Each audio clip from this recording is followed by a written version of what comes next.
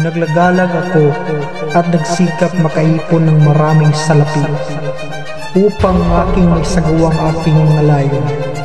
Ngayon, ako'y bumalik upang sirain ang sistemang iyon, upang usakin ang katipulian at itulak ito patungo sa kailaliman, kahit na ito ay magdulot ng isang daluyong ng luha at dugo.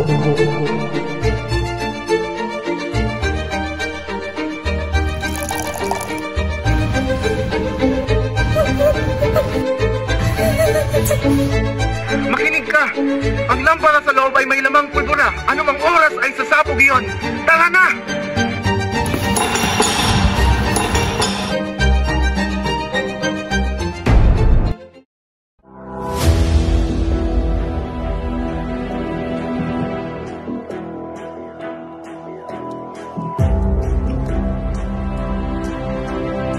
Senyor Ibarra!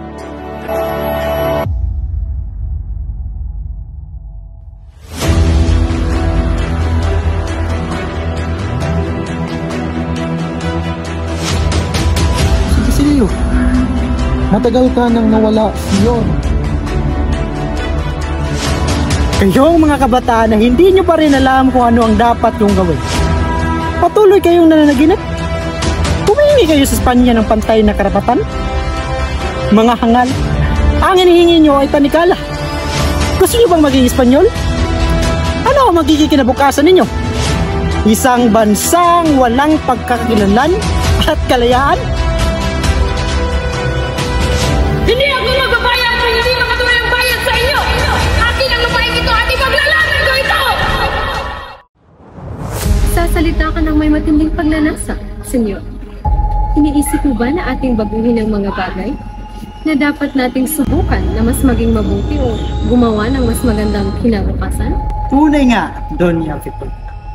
Sa ilalim ng mga magagarang damit at magagarang salita, napakaraming sakit at kawalan ng katarungan at pilit na hindi pinapansin ng lahat. Ito ay parte lamang ng malaking palabas. At alam yan. Mga napastangang Indyo!